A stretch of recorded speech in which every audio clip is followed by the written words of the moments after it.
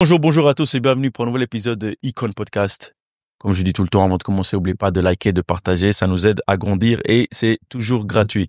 Avec moi aujourd'hui, on va parler un petit peu de basket, mais surtout de préparation physique avec une personne qui, pendant des années, aussi m'a suivi pendant 2 ans au Lyon de Genève. Je vais le laisser lui se présenter et puis après, je pense que ça va être super intéressant parce qu'il va nous expliquer comment est-ce que ce monde-là fonctionne, comment est-ce que nous on fonctionne les athlètes et ça va être juste incroyable. Louis, merci beaucoup d'avoir accepté mon invitation. Qui est lui? Déjà, merci. C'est un honneur d'être dans ce fauteuil déjà. Premièrement, merci Brian. Donc, je m'appelle Louis Charenton. Je suis préparateur physique dans le sport professionnel depuis 10 ans maintenant. Je suis basé à Genève depuis 2019 et actuellement, je bosse avec l'académie, la Genève Basketball Academy, donc sur les jeunes qui vont ça va de 12 à 18 ans, avec les Lions de Genève, l'équipe pro et avec l'équipe nationale. De ces trois institutions-là, laquelle t'as le plus apporté? Je dirais que chaque institution t'apporte des choses différentes parce que le public est pas du tout le même. Donc le travail est pas du tout le même non plus. Donc l'approche que moi je vais avoir avec les trois institutions différentes va être complètement différente. Donc aussi bien dans le travail chez les jeunes que le travail chez les pros, que le travail avec l'équipe nationale, c'est trois choses qui sont complètement différentes. Donc, Tu prends autant de plaisir avec les trois? je prends autant de plaisir avec les trois, ouais. Même si il y a forcément des moments où tu te dis bon, ok, tu te dis qu'est-ce que je fais là? mais heureusement qu'il y a toujours un, deux, trois mecs ou trois choses qui te raccrochent un petit peu au truc, tu vois. Okay. Moi, ce jeune là, tu vois, il a envie de bosser, tu vois. Je vois qu'il a envie de bosser, je vais l'aider, tu vois. Ok. Et pareil avec les pros. T'en as qui la salle de muscu, c'est pas leur truc, tu vois. Bon, on va voir ça Voilà. après, justement. Donc, mais voilà. pourquoi tu décides de te lancer dans ce milieu-là? C'est un milieu aujourd'hui super concurrentiel.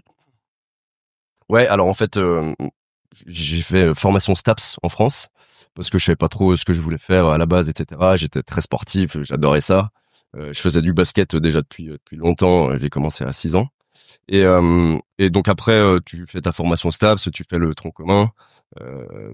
Et j'ai eu une espèce de dépendance, enfin la préparation physique. Je me suis dit putain, c'est hyper cool, tu vois, le fait d'aider les sportifs à s'améliorer, à aller chercher à être plus performant, tu vois, pendant les compétitions. Moi, ça m'a parlé. Mhm. Donc de là, j'ai continué là-dedans, full cursus préparation physique. J'ai fait un diplôme universitaire en parallèle de ma licence. Ensuite, j'ai fait un master à Lyon. Et master à Lyon, on me demande de faire un stage. Et j'ai réussi à avoir un stage à la Gielbourg Basket, Ok. à Bourg-en-Bresse, Ah ouais. voilà, où j'ai passé 4 ans là-bas sur le centre de formation. Et après, ils m'ont embauché. Fin de contrat CDD, on te remercie parce que évidemment les vivres du centre de formation, on les décale sur l'équipe pro. Ça se passe dans Ah, même dans du là-bas. temps, bien sûr. Donc on dit merci, mais évidemment le premier à sauter dans ce genre de structure, c'est le préparateur physique. Parce que tu as besoin d'un coach, tu as besoin d'un physio, d'un kiné, tu as besoin de joueurs, un préparateur physique. Mais c'est peut-être pas la chose la plus importante.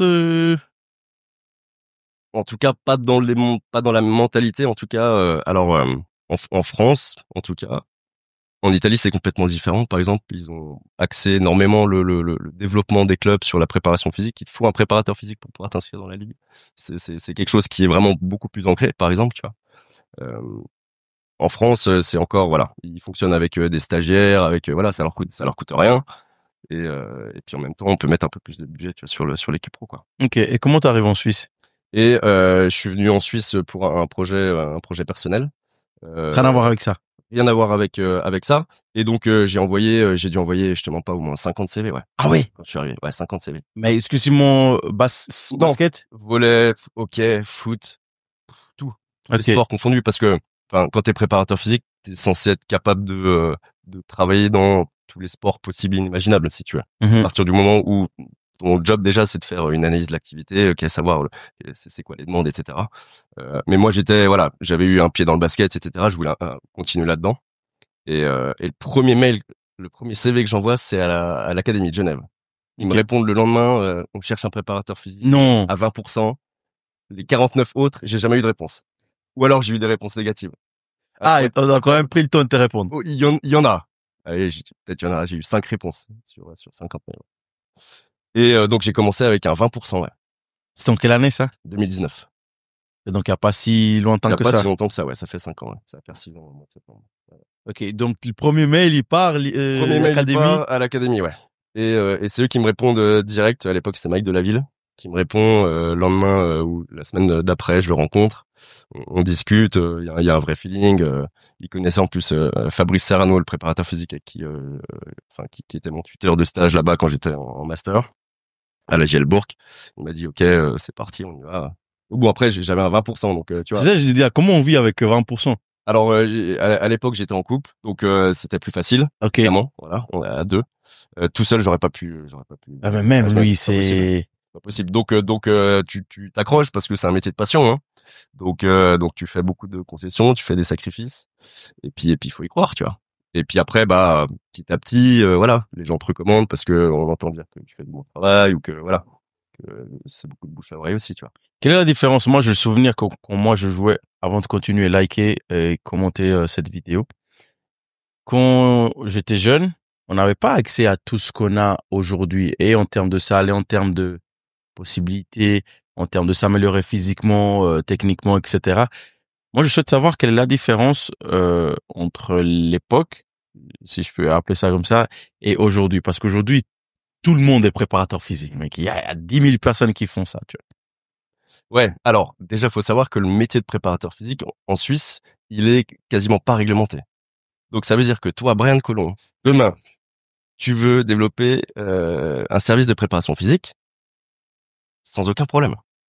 Donc moi j'ai un bac plus 5, plus un diplôme à côté, plus j'ai fait des formations, vois. etc. Bac plus 5 en En- Suisse, bac- ça veut dire quoi? un master, donc Un c'est master, ok, master, ouais, ok. en préparation physique, spécialisé préparation physique, optimisation de la performance, etc. Plus un diplôme à côté. On est à la même échelle, Brian. Ok, donc, Tu peux postuler dans n'importe quelle structure en tant que préparateur physique pour X, Y raison. Alors maintenant, évidemment, les clubs, etc., ils il faut savent, attention. ils savent à quoi ça. Enfin voilà, ils vont quand même demander un peu tes expériences, ton CV. Donc voilà. Mais à tout moment, t'es le neveu du président du club machin. Et j'en connais des histoires comme ça. Ah ouais? J'en connais, ouais. Ouais. Son diplôme, etc. Parce que c'est Je citerai pas la structure. Un mec qui a obtenu un poste en préparation physique pour un très gros club de foot.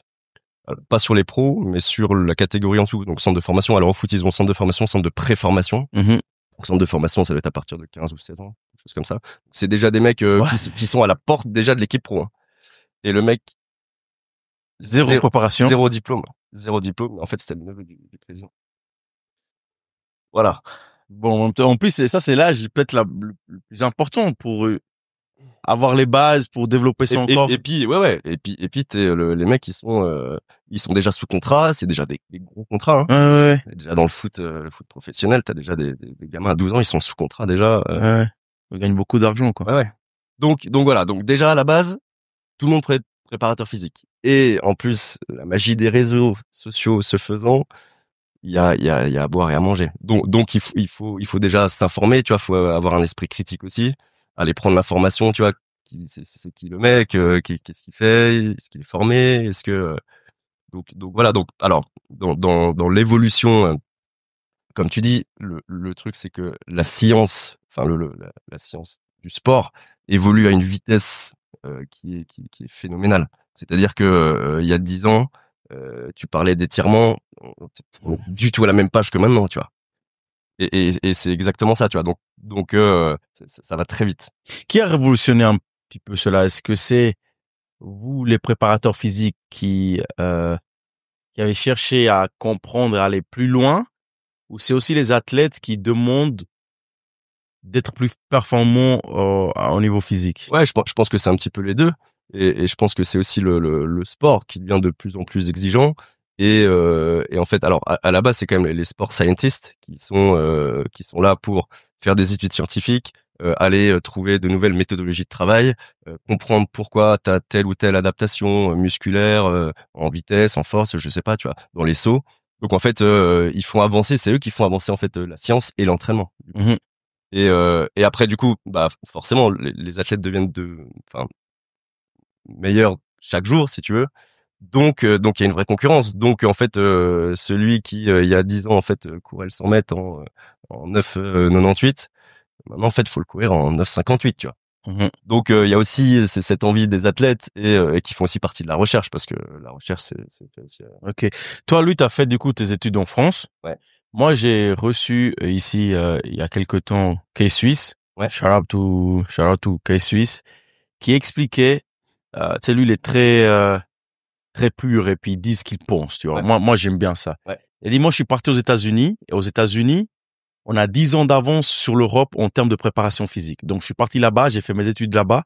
Donc, automatiquement, j'ai 10 ans d'avance sur l'Europe. Ouais. Et puis, on voit justement que maintenant, en Europe, c'est en train de peut-être pas rattraper ces 10 années de retard, mais c'est un petit peu mieux. Et lui, je pense qu'il est aussi l'image de ce, pas renouveau, mais de cette avancée-là. Qu'est-ce que tu penses de ça?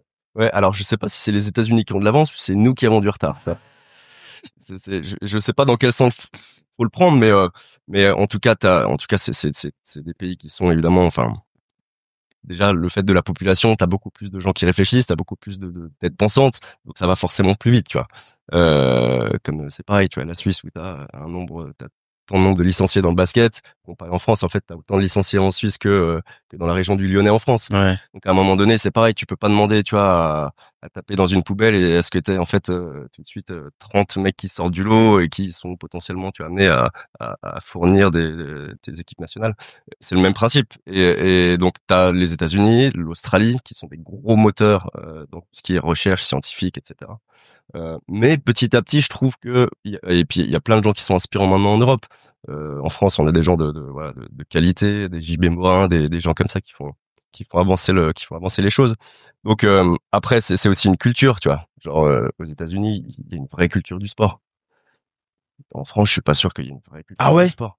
Mais pourtant, quand on regarde les JO, vous êtes un des pays qui obtient le plus de médailles. Et Ouais. sinon, on parle de basket, bah, c'est peut-être la deuxième meilleure nation du monde, derrière les États-Unis. Et vous n'avez pas la culture du sport. Bah en tout cas, enfin moi je trouve que c'est pas assez valorisé, tu vois. Ok. C'est pas assez valorisé dans les financements, dans ce qu'on promet aussi dans l'après-carrière aussi, tu vois, parce qu'en fait la carrière d'un athlète elle est courte, tu vois. Mm. Donc, qu'est-ce que tu fais après? Qu'est-ce que comment t'accompagnes aussi les athlètes dans l'après? Euh, et puis aux États-Unis, en fait, déjà bon, t'as les infrastructures, déjà c'est quand même c'est autre chose. C'est qu'à partir du moment où le mec en fait il passe la porte du gym, le mec il est pris en charge à 100%. Mm. Entraînement, musculation, lunch, il mange, ils savent ce que le mec il va manger, tout est contrôlé. Après le mec il ferme la porte, il rentre chez lui, il va manger un tacos. Là on est pète, ça tu peux pas le contrôler. Ça c'est sûr. Mais c'est comme partout. C'est comme partout, comme dans tout le, tu vois. Après chaque sportif a, tu vois, a sa vision des choses. Comme tu as dit au début, bah voilà, tu travailles aussi avec les jeunes, cette académie, nous les pros, avec l'équipe suisse, qu'on va parler un petit peu après. Mais moi, je souhaite avoir ton avis sur la génération qui arrive. Tu as la chance justement de voir le petit, le moyen et le grand, Ouais, si je ouais, peux, bien si sûr. j'ose. Ouais. Comment est-ce que tu vois les générations futures? Nous, en termes là, c'est vraiment un peu plus spécial basket parce que c'est le milieu dont Ouais. tu es. On reste mesuré. En restant mesuré, enfin, je trouve qu'il y a très peu de culture de l'effort. Les jeunes, ils ont plus envie de faire des efforts. Et en fait, pour eux, genre, alors déjà en Suisse, ce qui est particulier, c'est-à-dire que spécialement dans le basket, avoir un levier d'action, ou en tout cas aller trouver des leviers pour essayer de faire en sorte de pousser un petit peu le joueur ou de le piquer un peu dans son ego en mode va falloir que tu bosses mec, parce qu'en fait derrière toi il y en a 100 000, tu vois, qui vont bosser plus que toi. Mm. En fait le mec genre il va te dire mec en fait demain je vais à la COP, en fait je serai mieux payé que si je suis basketteur, tu vois. Mm. Donc t'es là, ah oui, ok, bon. Alors maintenant, sur quoi je vais appuyer pour essayer de faire en sorte, parce qu'en fait, il y a des gamins, ils ont potentiellement sur le papier les compétences il y a tout l'environnement familial qui fait que le gamin, il a tout ce qu'il faut pour potentiellement aller chercher quelque chose d'intéressant, tu vois, Mm. en tant que sportif de haut niveau. C'est ton rôle, ça aussi, de motiver le gamin à lui faire comprendre qu'il doit travailler. Non, j'ai arrêté maintenant parce que j'ai décidé d'arrêter de perdre de l'énergie dans des causes perdues, ou en tout cas sur des sujets qui qui sont hors de mon champ d'action, tu vois. Mais en fait, on fait donc à mi-saison, à début de saison, mi-saison et post-saison avec les gamins, on fait des briefings pour savoir, ok, c'est début de saison, où est-ce que tu veux aller? Donc là, je te mens pas, hein, sur 100 gamins, on a 99 qui disent, moi je vais aller en NBA, je vais aller en Euroleague. Ok. Très bien, c'est bien, tu vois. Ok, t'as de l'ambition, c'est cool, tu vois. Tu pars de loin, oui. Ok. Après, t'arrives mi-saison. Tu regardes déjà son taux de présence au gamin, aux entraînements. Il a 25% d'absence. Donc ça veut dire que le mec, il est là, il rate au moins facile un entraînement sur 4, tu vois. Ok, j'ai le nez qui coule, je suis pas bien, j'ai rendez-vous machin, j'ai rendez-vous chez le dentiste. Ok. Donc t'arrives à la mi-saison, tu dis, ok, écoute, tu veux toujours aller en Euroleague? Oui. Ouais, toujours, ouais. Ok. Et après, t'arrives post-saison et dis, bon, en fait, je crois que je vais arrêter le basket. Parce que, en fait, je crois que, ouais, ils ont, enfin, en tout cas, j'ai l'impression qu'ils ont pas envie de faire des efforts, tu vois. Plus les réseaux sociaux, ok, tu vas passer, en fait, 3/4 de ta journée à vendre des produits, sur Snap, sur TikTok, qui vont faire que, en fait, tu vas être mieux payé. En tout cas, c'est ce qu'ils croient, tu vois. Mais du coup, il y a plus cette envie d'aller chercher, tu vois, quelque chose et de se dépasser, tu vois. Ouais, je crois que c'est Kovac qui disait ça aussi, que par rapport à l'époque, maintenant, les jeunes d'aujourd'hui, ils s'en foutent, ils veulent tout de suite, sans forcément travailler. On a eu une gamine, donc, j'ai dit gamine, 13 ans, euh, enfin, très forte joueuse, hein. Très gros potentiel. Basket. Très gros potentiel, en équipe nationale, junior, etc. Et puis la fille au milieu de la saison, gros down, elle voulait plus trop s'entraîner, pas très heureuse d'être là et tout. Ok, donc on fait un petit meeting. Et puis la fille, elle me regarde, elle me dit, ouais, moi en fait, j'arrête le basket, j'ai envie de faire de l'argent facile, tu vois. À 13 ans, hein. 13 ans. Ok. Ah voilà. Tu peux rien faire. Tout est dit. Tu te sens enfin, pas Donc coupable, alors mais après le truc, c'est que il y a quand même un environnement de familial autour. qui fait que, Et bizarrement, même déjà à l'époque où au centre de formation, tu vois, en France, tous les gamins qui sont devenus pros, c'est des gamins qui avaient un environnement stable, clairement. ah, ça joue beaucoup. Ouais, énormément. Donc pour te dire, Hugo Benitez que moi j'ai entraîné pendant des années à la JL, qui est maintenant qui joue à la JL, Ouais. qui est meneur. Euh, le gamin, il a eu les félicitations du jury au bac. Il avait à l'époque un entraîneur qui s'appelait Pierre Murtin, incroyable entraîneur, qui faisait des entraînements de 2 heures. Il était reconnu pour tant qu'il n'était pas arrivé à la fin de son cahier d'entraînement, il continuait son entraînement. Peu importe si ça faisait 2 heures, 2 heures et demie que ça tournait et que machin. Et donc les gamins, ils s'entraînaient le matin, ils allaient à l'école. Non, ils allaient à l'école, ils s'entraînaient le midi, entre midi et 2, ils bouffaient en une demi-heure, allaient à l'école l'après-midi, s'entraînaient le soir, et le mec, il a fini avec félicitations du jury au bac, etc. Parce qu'il y avait tout un environnement, et le gamin, il était câblé. Mais peut-être qu'à un moment donné, en fait, tu sais pas si Hugo, à un moment donné, il s'est dit, ouais, en fait, c'est trop dur, tu vois. Genre, putain, c'est dur de tout enchaîner, de tout conjuguer, et t'as la fatigue, et il faut que tu révises. Il faut avoir ton bac parce qu'il faut quand même penser à l'avenir, parce qu'une carrière de basketteur déjà à 35 ans, si tu vois, tu t'es pas trop blessé, c'est déjà cool, tu vois. Mm. Et après à 35 ans, il te reste encore du chemin, hein. Donc voilà, il y a un environnement aussi. Fait que Comment tu gères quand, par exemple, un joueur, là, peut-être c'est plus les professionnels, ne souhaite pas ou n'a pas envie de suivre ce que tu mets en place avec le club, etc., etc. alors, je pense qu'une des grosses, enfin des principales compétences d'un préparateur physique, c'est le savoir-être. Ça veut dire la capacité de t'adapter en termes de communication à ton interlocuteur et avec qui tu travailles. Donc, dans ce sens-là, où j'ai beaucoup d'exemples, hein. Moi, je connais beaucoup aussi. J'ai beaucoup d'exemples. Encore actuellement, il y a des joueurs et ils ont pas envie de venir en muscu, ils ont pas envie de soulever des charges. Et t'as aussi des joueurs qui ont leurs croyances. Typiquement, j'avais un étranger une année où lui, en saison, il voulait jamais soulever des charges lourdes, jamais.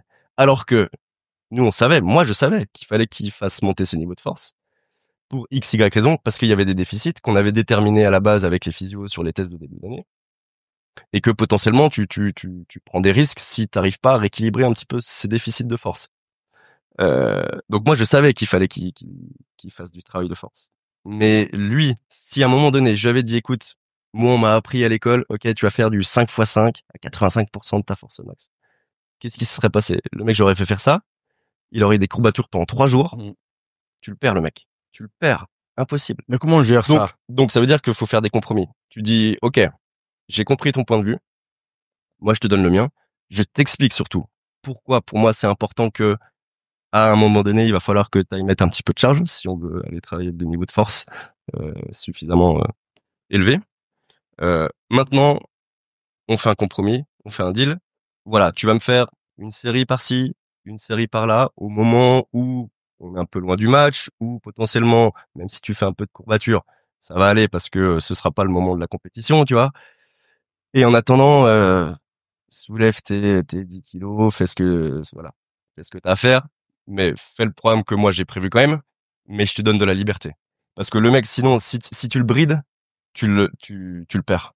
Tu le perds. Et donc, il y a quand même une grosse relation de confiance à avoir avec les joueurs, dans le sens où il faut qu'ils adhèrent à ton projet, mais il faut aussi que toi, tu t'adaptes au mec, tu vois. Et chaque joueur est différent. Genre, enfin, un sportif de haut niveau, c'est un humain avant tout, tu vois. Donc, il a aussi ses problèmes familiaux, sentimentaux. Donc, il a pas toujours envie de s'entraîner. Il a pas, tu vois. Donc, faut t'adapter tout le temps. Mais justement, c'est bien que tu en parles parce que c'était ma prochaine question. Et bah, moi, quand j'étais à Genève avec toi pendant les 2 années qu'on a fait, tu vois, à un moment donné, tu es devenu, en tout cas pour moi, tu vois, un peu le confident parce que c'était à une période pas tout le temps très compliquée. L'environnement, tu vois, la manière de travail, la préparation des matchs, le tout. Comment on gère le lien entre joueurs, coaching staff et bah du coup toi ton travail de préparateur? Comment est-ce qu'on gère ça quand on devient un peu le confident des joueurs? Ouais, c'est une bonne question. C'est aussi, enfin, dur et c'est une vraie compétence aussi, je pense, de savoir mettre le curseur au bon endroit. Le curseur entre, j'ai besoin que le mec m'écoute, j'ai besoin que le mec il fasse ce que je lui dise, mais mais j'ai pas envie d'être son pote non plus, tu vois. Et donc faut savoir mettre le bon curseur au bon endroit. Après, comme tu dis, t'es un vrai lien. Donc ça veut dire que en plus, tu sais comment ce qui se passe dans la salle de musculation, souvent, voilà, les mecs se retrouvent, ça parle beaucoup, tu fais des débriefs sur le coach et tout. Donc moi, moi, je suis vraiment au cœur du truc. Donc, faut savoir aussi faire la différence et puis prendre un petit peu de recul par rapport à ça. Euh, mais le but, c'est aussi que de créer une relation de confiance avec le joueur. Donc, faut arriver à trouver les bons ajustements pour que le mec il t'écoute et que ça devienne pas un truc, tu vois, de poteau. Et puis du coup, le jour où il va falloir que tu pousses un petit peu le mec, où tu lui dis bon, écoute, par contre là maintenant, il faut que tu me fasses des séries à 30%, etc. Parce qu'il faut qu'on envoie du lourd, tu vois. Que le mec il dit ouais, c'est bon, je fais ça demain, ou je fais ça à un autre moment, tu vois. Donc ouais, mais dans le sens où je suis un lien, j'ai aussi une grosse part de confidentialité aussi. Ok. Dans le sens où je vais pas aller raconter si je commence à aller raconter au coach tout ce qui se dit dans la salle de muscu, ça peut être très compliqué. Ouais, ça peut... Et là ta relation de confiance avec les joueurs, tu l'as perdue. Si tu la perds, t'es mort. C'est fini. T'es mort. Donc c'est pour ça que moi par exemple je fais passer des questionnaires de bien-être 2 fois par semaine. Avec enfin il faut que je sache comment le joueur il a dormi, comment il sent mentalement, est-ce qu'il a envie de s'entraîner, s'il a des douleurs quelque part. Voilà, c'est des questionnaires assez succincts, mais au moins ça me permet d'avoir un dialogue, tu vois. Et le mec il met que des sales notes, tu vas le voir, tu dis OK, Qu'est-ce qui se passe? qu'est-ce qui se passe en ce moment? OK, en fait le mec te dit ouais, ça se passe un peu compliqué sentimentalement avec ma copine et tout machin, ma famille, j'ai perdu tel ou tel membre de ma famille. Et puis OK. Donc là le coach, tu vas pas lui dire bon écoute, là le mec il vient de se séparer de sa nana et tout, genre tu lui dis bon écoute, moi j'ai eu un retour du joueur où il a pas trop envie de s'entraîner, il y a de la fatigue, voilà, donc peut-être que ce matin tu vas peut-être le ménager un peu, voilà, ménage-le sur l'entraînement individuel. Je pense qu'il a besoin de souffler un peu, tu vois. On t'écoute? Ouais, pas toujours. Pas toujours. Alors là, c'est encore un autre. Là, on va passer sur le côté relation coach et préparateur physique, qui est complètement différente d'année en année. Hein. C'est-à-dire Ah que ouais?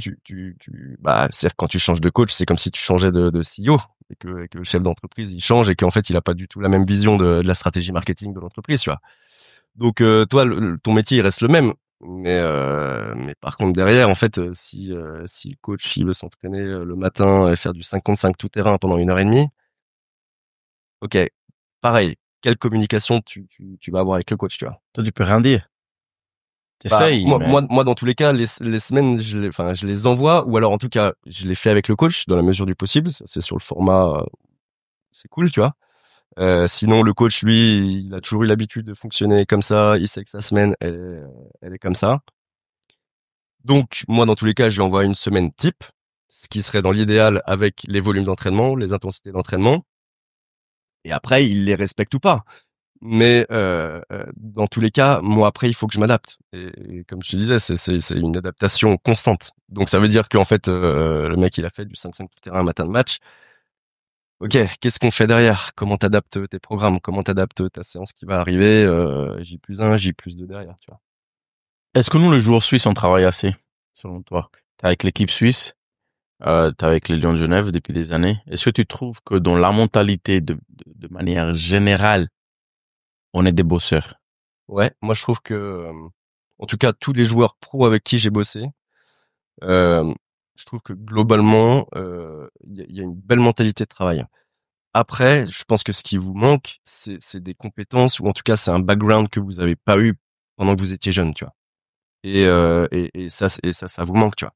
Donc, c'est-à-dire au niveau de la motricité, au niveau de l'éthique de travail. Mais pour autant, quand tu arrives quand même chez les pros, t'es quand même conditionné à te dire, OK, puis t'as les ricains qui arrivent derrière, et puis donc voilà, t'es pris dans une espèce de spirale de travail quand même, tu vois, où t'es quand même obligé de t'y mettre, tu vois. Tu sais, quand tu vois un Américain arriver en Suisse, en sachant que chaque équipe en a droit à 4, ou des étrangers, disons ça comme ça, est-ce que tu vois, mais spécialement les Américains, une différence physique par rapport à nous? Ouais, physique et motrice surtout. Ouais, Ah ouais, ouais, motrice. Motrice. les gars, ils sont vraiment en avance, quoi. En tout cas, ils savent beaucoup mieux se déplacer sur un terrain. Non, mais en fait, c'est une réalité, tu vois. Enfin, et ça, c'est peut-être ce qui est le plus choquant, c'est que j'ai énormément de joueurs qui savent pas courir. En fait, parce que personne leur a appris à courir, tu vois, pendant leur jeunesse, pendant leur formation. Parce qu'en fait, pendant leur formation, bah, c'est des coachs bénévoles qui sont là, puis en fait, c'est normal, les mecs, on leur a jamais appris à comment développer de la motricité, comment développer l'appui, comment développer se propulser vers l'avant, changer de direction, tu vois, quelles sont les techniques d'entraînement, tu vois, pour ça. Donc en fait, ils arrivent et en fait, ce qu'on appelle ils pistonnent, tu vois, genre, c'est ça. T'arrives à rattraper ça après? Alors déjà, faut savoir que moi, j'ai 4 séances de travail avec le Lyon dans la semaine. Hein. Par semaine, ouais. À Ça, 4, mais 4. à l'entrepôt, on avait combien? Ouais, on avait 3, un truc comme ça, 3, 4. Quand tu venais là, Ouais, c'est entre ouais, 3 c'était et 4. compliqué à l'époque Ouais, avec les coachs. ouais, Enfin, ouais. bref. Donc, ça veut dire que moi, on me demande, en 4 séances de travail, de faire en sorte que le mec il soit à 100% le jour du match, qu'il court mieux, qu'il se déplace mieux sur le terrain, qu'il mange bien, qu'il récupère bien, qu'il améliore ses niveaux de force, qu'il réduit ses déficits. Donc, à un moment donné, je suis pas un chaman, je suis pas, tu vois, je L'idéal, suis ce pas un serait rebouteux. quoi? Tous les jours? L'idéal, c'est tous les jours. 20 minutes, tous les jours, de travail. Enfin, ciblé, Peu etc. au importe décor. force, vitesse, travail d'agilité, travail de réactivité, Comment est-ce qu'on peut mettre ça en place en d'accélération. Suisse? En termes de basket, parce que c'est le lien, évidemment. J'ai reçu beaucoup de personnalités du monde du basket suisse. Toi, tu en es aussi une parce que tu travailles avec l'équipe suisse aussi, avec les Lions de Genève. Et ça fait le lien pour comprendre comment est-ce qu'on peut améliorer notre sport ici en Suisse. Déjà, il y a un problème d'infrastructure et d'accès aux infrastructures. Donc ça veut dire qu'en fait, bah alors l'été c'est cool, tu vois, tu veux travailler, tu vas dehors, tu vas sur la piste, fine, tu vois, ça se fait sans problème. L'hiver, en fait, ta salle, tu as accès de 11h45 à 13h15 le mardi, ensuite de 18h à 20h. Le mercredi, t'as que les 3 quarts du terrain parce qu'en fait, il y a des mecs qui font du badminton à côté pendant 1 heure. Et c'est la réalité du truc. Donc en fait, genre, à Fribourg, t'as accès à la salle, tous les jours, 20 minutes, tu travailles par petits groupes avec les mecs sur des choses très spécifiques. Et ça se fait très bien.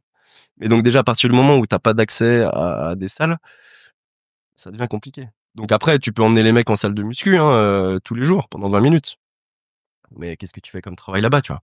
Nous, on s'entraîne à Non-Stop Gym, tu vois, cette année. Donc t'es avec tous les autres clients.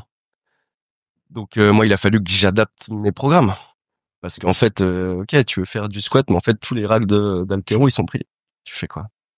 Bah, t'adaptes, tu fais autre chose. Et puis c'est pareil, c'est-à-dire que moi, la préparation physique, il faut que elle soit transférable au terrain, tu vois. Donc, pour moi, un travail de force, il s'accompagne d'un travail spécifique, basket, transférable, tu vois, à l'activité.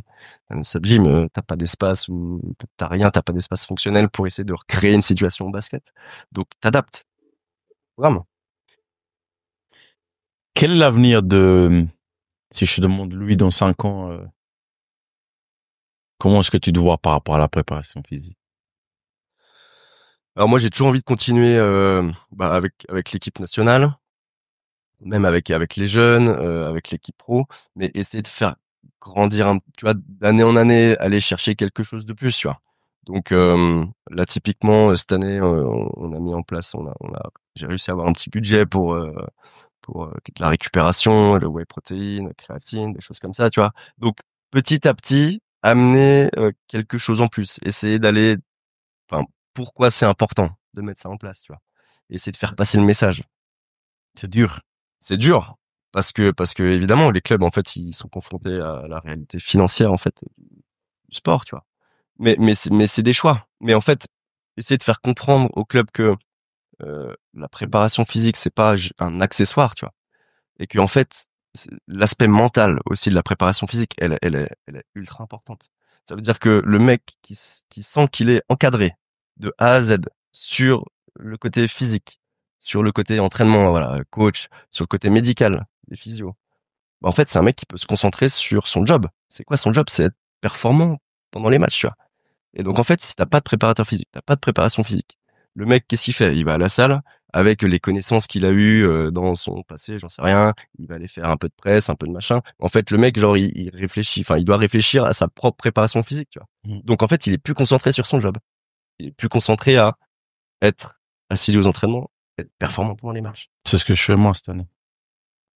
Tu sais, j'ai les feuilles que tu nous avais Ouais. données. Ben, En vraiment, fait, bah en oui, je fait, t'ai dit, je t'ai écrit, tu vois. tu vas demander, je sais pas, à un horloger, en fait, pendant son boulot, faut aussi que tu fasses mec de l'admin, faut que tu construises aussi des outils, qui vont te permettre d'être plus efficace dans ton travail. Ouais, mais en attendant, je suis plus horloger, mec.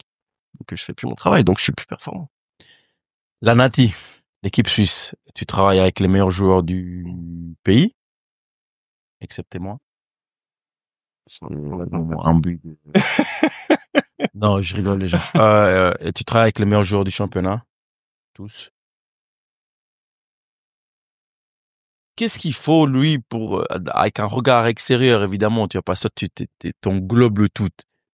Qu'est-ce qu'il faut pour qu'on puisse un jour, je sais pas, comme les filles viennent le faire, se qualifier pour un truc, progresser, que les joueurs aient envie de vraiment faire grandir le basket, toutes les infrastructures, un niveau physique, au niveau, il y a tellement de choses, mais j'ai envie d'avoir ton avis par rapport à ça. Ouais, Toi qui viens de France, tu vois, si c'est ouais, là-bas, c'est complexe, hein, comme question, parce qu'il y a beaucoup de choses. Alors, déjà, enfin, mettre des personnes euh, compétentes à leur poste.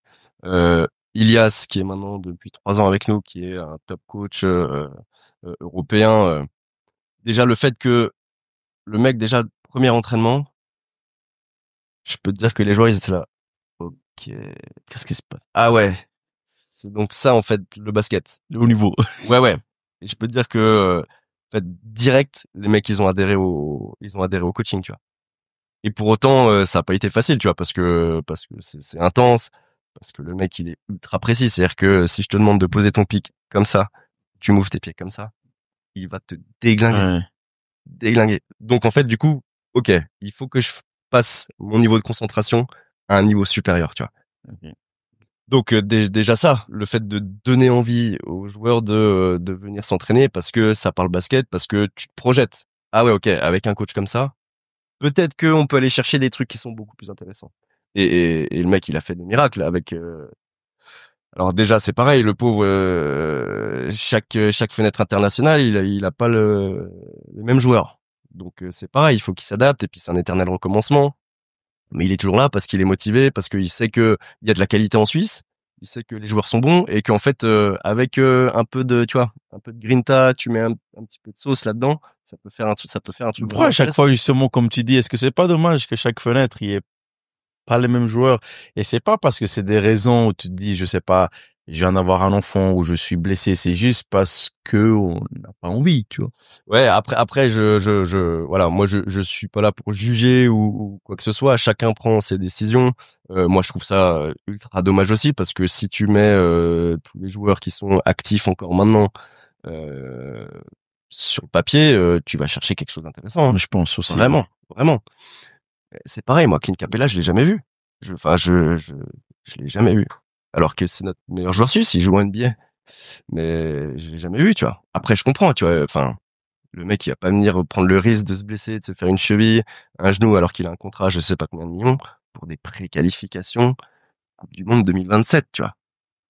Ok, mais du coup, il y a pas ce truc, moins ce truc patriotique de dire, en fait, je représente mon pays, tu vois. Et pour moi, c'est un devoir, tu vois. Ok, on m'appelle, je suis là. Et peu importe la compétition. Après, encore une fois, je suis pas là pour juger. Il y a aussi sûrement des problèmes de communication par rapport aussi avec la fédération.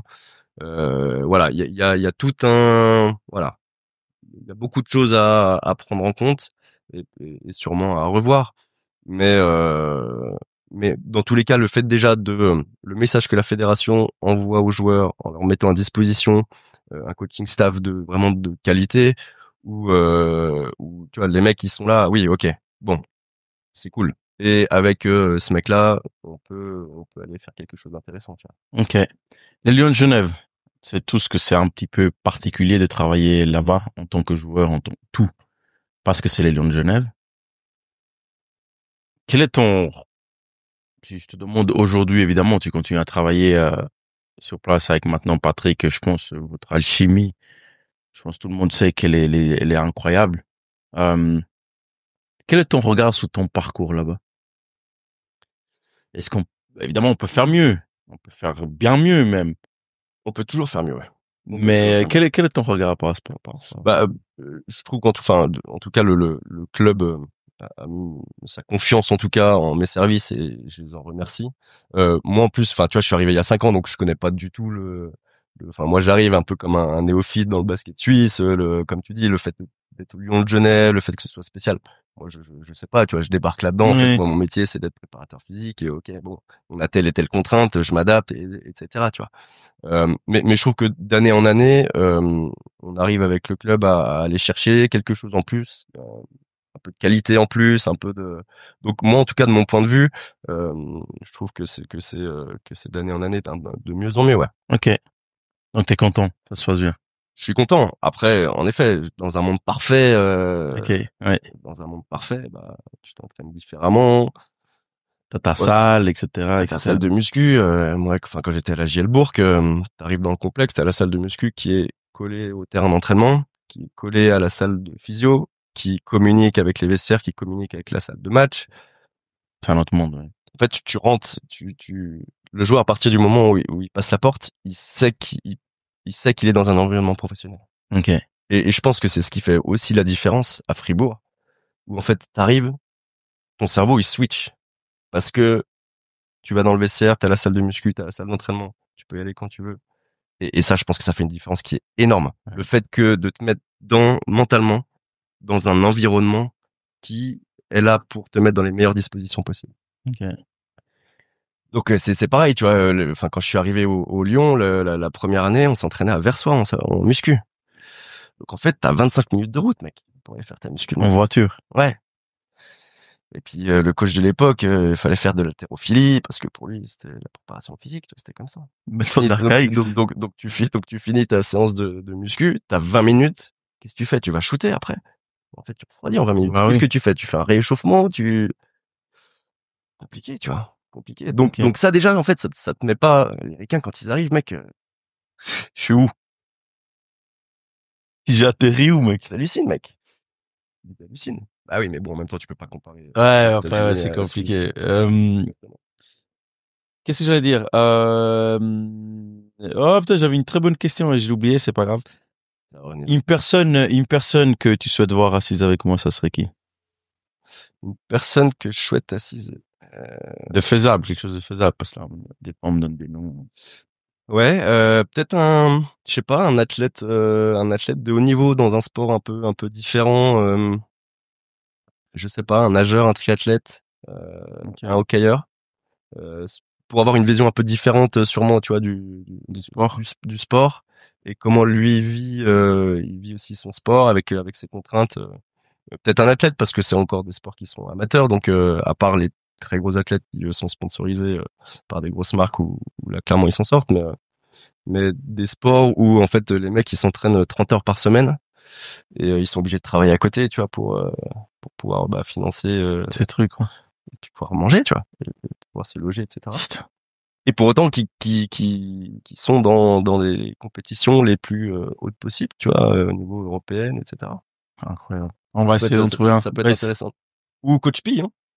MB? Ouais, mais après, le frère, c'est compliqué parce que moi, je m'entends bien avec lui et tout. Ouais, On est vraiment, tu vois, de ouais. plus en plus proches. Et puis, tu sais qu'en Suisse, les gens. Parce que lui aussi, il a aussi tu vois, sa vision du national. Ouais, mais de toute Il a façon, il sûrement est d'autres. sur la liste, mais il Ouais, faut attendre le bon moment, tu ouais, vois. ouais, Parce ouais, que ouais, ouais. moi, j'ai pas fini ma carrière et je sais pas où je vais atterrir Bien sûr, encore, il y a peut-être un etc. conflit d'intérêt, ouais. Tu vois, il Peut-être un faut conflit peut-être d'intérêt. qu'à un bout d'un moment, il va devenir mon coach, je sais pas. Il faut Absolument. voir. Mais il va venir, ça c'est sûr. Un Comme c'est message que vague tu veux me aussi, il va faire venir. passer, Brian? Non, absolument pas. Absolument pas. Je suis plus près de la retraite qu'autre chose, vu Ah, comme bah, non, non, non, non, non, non, peut-être que je reviens à la maison. On verra l'année prochaine. Lui, t'as droit à un mot, mais là, tu vas devoir te mouiller, tu vois. On arrive gentiment à la fin, ça fait presque merde, c'est 50 dans ces minutes. moments où il faut boire un coup, là. Non, non, mais c'est des questions simples, c'est des trucs. Je vais te demander. La première, c'est le coach avec qui ça s'est le mieux passé. Genre vraiment où alchimie de ouf, etc., etc. Jean-Luc Tissot. Jean-Luc Tissot. Ouais. C'est le coach avec qui j'ai bossé à la GL Bourg Basket, avec qui j'ai fait quasiment toutes mes années centre de formation et dont j'ai été le témoin de son mariage. Ah ouais, Un mec incroyable, un mec ok, incroyable. Dans l'humain, dans la compétence qu'il avait, dans tout. ok. Le joueur. Nono. Oui. Ah ouais? Ouais. Bah Nono. Non. Bah Nono, c'est un Ah ouais, régal. non. Bah oui, c'est un régal de bosser avec lui. Parce que le mec il est autonome, il a le sourire, il a la banane, il te met tu vois. Quand tu ouvres la porte, tu le vois, Noé, Ouais. t'es content d'être là, tu vois. Oui. Pour autant, il bosse. Et pour autant, il y a beaucoup de problématiques parce que pareil, il sait pas courir, Noé. Donc, du coup, bah, il y a beaucoup de travail à faire sur les genoux, sur les hanches, parce que du coup, il y a pas de travail de pied. Donc on se tire un peu les cheveux avec Nono, tu vois. Ouais. Donc, il y a du boulot. Celui qui était le plus difficile. Pas forcément de mauvaise manière, mais lui, je sais que moi, je dois pas être loin de là. Et encore. J'en ai deux qui me viennent. J'ai ces deux étrangers, Slobodan Miljanic Markel, en fait. et Non? non, Et Markel, il était. Eric Thomas. Ah ouais, avec Ouais. Eric? Ouais, c'est vrai qu'il ne peut pas bosser, lui, putain.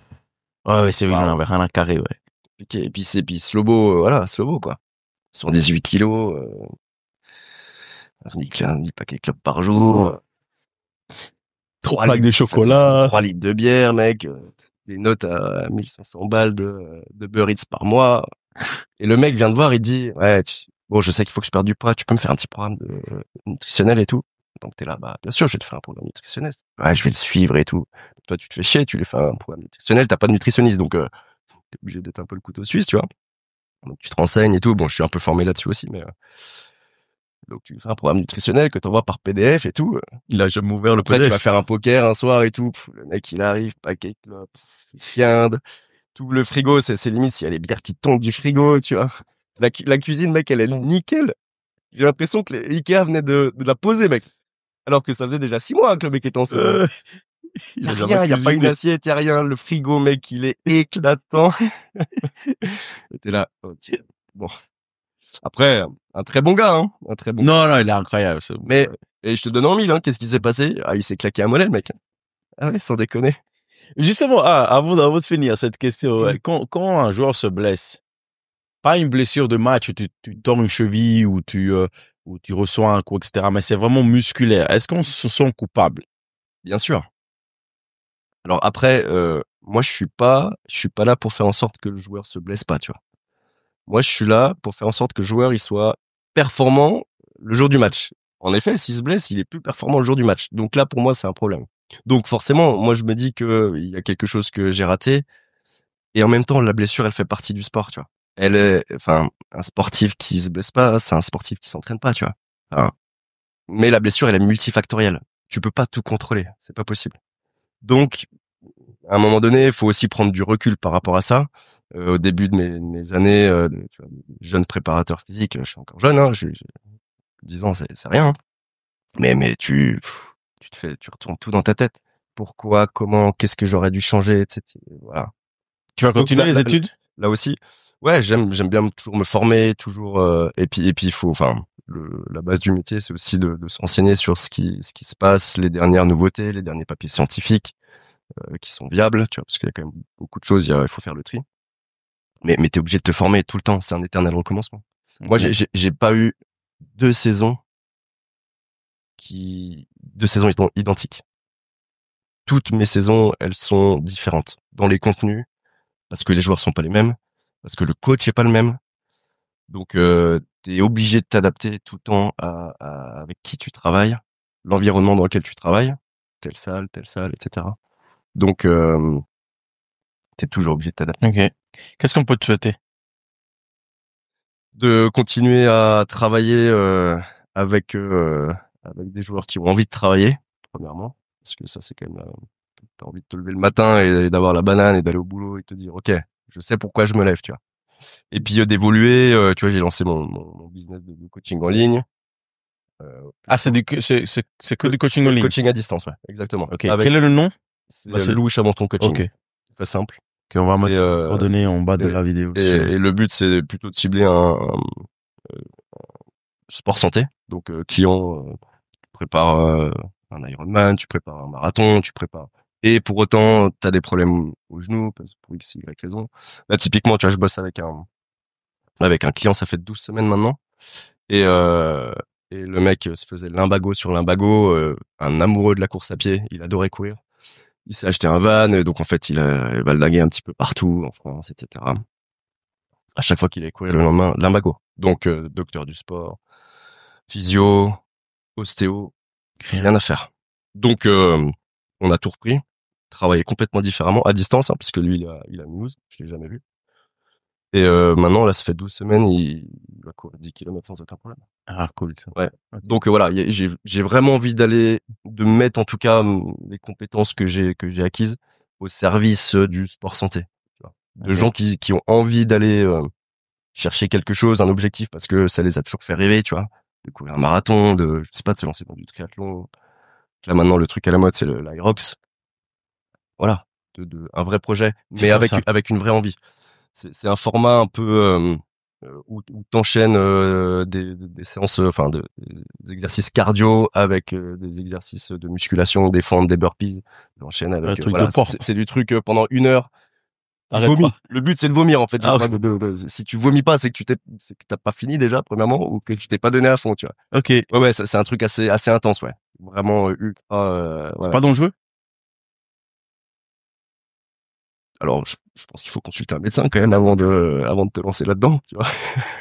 C'est toujours mieux. Mais bon, après, chacun va à son rythme aussi, tu vois. Donc voilà. Le mot de la fin. Préparateur physique, confident, parce que moi, je me sens corselé par rapport à ça. Quand ça allait mal, je venais me plaindre envers toi. Toujours ouvert. L'homme, qui en plus vient d'une autre culture, qui vient de la France. Quel serait le mot de la fin pour les jeunes? Je pense que cette vidéo, les jeunes doivent la regarder parce que c'est important de comprendre l'importance aujourd'hui et pas qu'aujourd'hui d'ailleurs, par le passé aussi de la préparation physique et surtout, comme tu l'as dit, lui, c'est le fait que nos jeunes aujourd'hui veulent tout de suite sans forcément travailler, sans forcément passer par la case où je dois transpirer pour obtenir un résultat, où je dois vraiment donner tout ce que j'ai pour apprendre et savoir que c'est ça qui va m'amener où peut-être je veux être, tu vois. Donc, c'est super important. Quel serait ce mot de la fin? Je pense que ce serait de dire que tout ce que tu vas faire dans ta jeunesse, dans ta formation, dans ta vie, ça va toujours te servir à quelque chose. Et au-delà de se projeter, de se dire, OK, je veux devenir telle ou telle personne, vis l'instant, travaille sur le moment. Et il y a à aucun moment, quelqu'un qui a travaillé, quelqu'un qui s'est donné, il n'a pas eu de réussite par rapport à ce qu'il a donné dans sa formation plus tard.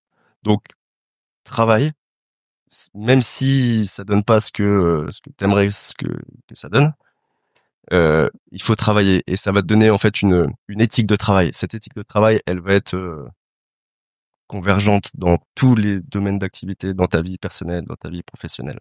Et après en fait c'est un mindset aussi. Et si ce mindset en fait va pas falloir attendre d'être en pro pour te dire ah oui ok, faut que je commence à bosser là. Ouais faut que je commence à me mettre un peu en muscu. J'ai des mecs en équipe nationale là, ils savent pas faire un spread, tu vois. Donc c'est peut-être pas forcément de leur faute, ils ont jamais préparé physique, tu vois. Ouais, Et donc voilà, il y a un moment donné le travail physique qui fait partie de la vie d'un sportif de haut niveau et pour autant, il va t'aider aussi à avoir moins d'arthrose quand tu seras vieux, tu vois. Donc en fait, faut pas voir que juste l'aspect OK, où est-ce que je veux aller? Est-ce que ça va me servir à ça? Bah peut-être pas, donc je le fais pas. Non, mais en fait, peut-être que ça va te servir à autre chose dans ta vie de tous les jours, tu vois. D'homme, tu vois, qui vit en société, qui et c'est une culture, tu vois, c'est un mindset de OK, tout ce que je vais faire dans ma jeunesse, ça va m'aider à un moment donné ou à un autre dans ma vie. Ok. Louis, merci. Ça fait Merci à toi, Brian. 1 heure. Merci beaucoup. En plus, tu Merci viens à de toi. Genève et on sait que Patrick t'attend pour les entraînements. On est au repos aujourd'hui, on a joué hier, donc Non, merci beaucoup. C'est cool. C'est super intéressant pour moi merci à toi, Brian. pas que pour moi, pour les personnes qui vont regarder de comprendre ce milieu-là, pardon. Donc voilà, j'ai rien d'autre à dire et juste abonnez-vous, partagez, likez et c'était Icon Podcast et je vous dis à bientôt pour un nouvel épisode.